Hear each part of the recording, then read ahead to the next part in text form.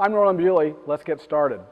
When you first start playing, one of the best exercises you can do is what I call play for 4, rest for 4, where you play for 4 beats and you rest for 4 beats, and you do that repeatedly.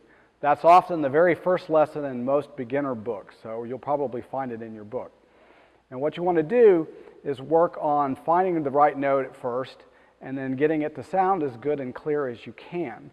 And lots of times when people play, they stop and start, and that's very, very bad for your timing and your rhythm.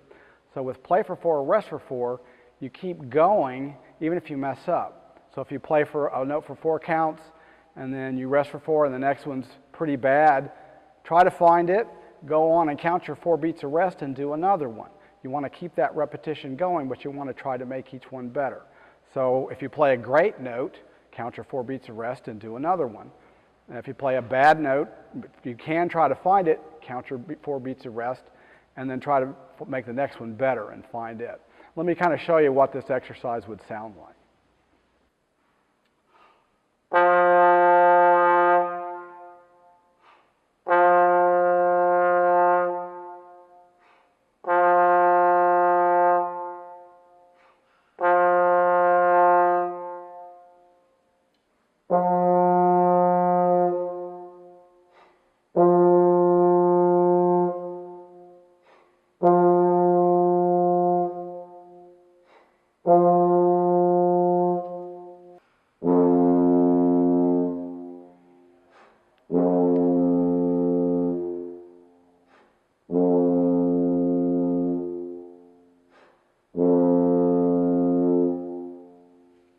And as you see, you play your notes and try to make them sound consistent and sound good, and just keep that going. And you can start to do that on whatever the first 5 notes often that you learn, you can do that, but you can do that with any note. And if you're a more experienced player, you can work on that, just to improve your sound, maybe the starts of your notes or the end of your notes are holding it steady.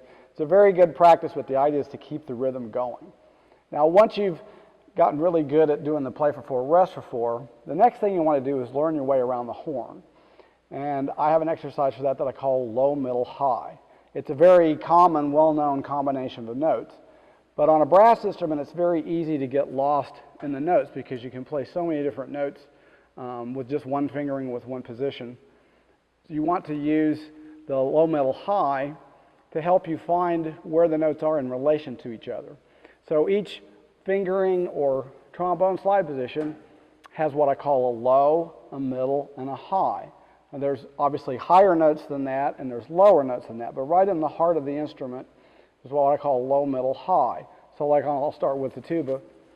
And on open, you would have open low would be this, low B flat. Middle would be the F right above that. And then your high would be the upper B flat. So low, middle, high. You have open low, an open middle, and an open high.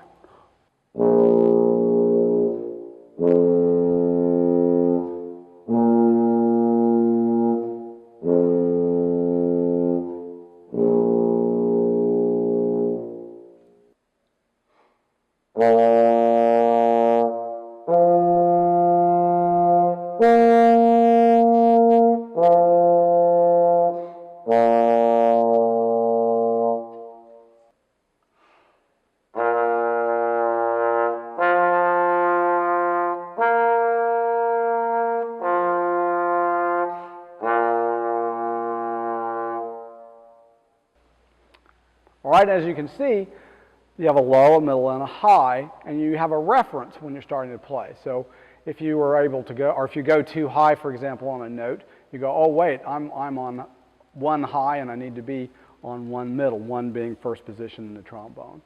And that way, when you're first starting out, you start to get an idea of where the notes are by comparison. And I usually do it in whole notes, but once you get going, you can go to half notes. And the low, middle, high approach really does help you learn your way around, and that way when you start playing your songs and band parts or whatever, you have an idea where you are, because like I said, it's very easy to go too high or too low on a brass instrument, and with the low, middle, high, it gives you a reference so that you have a better idea of where you are and help you advance your playing as soon as possible.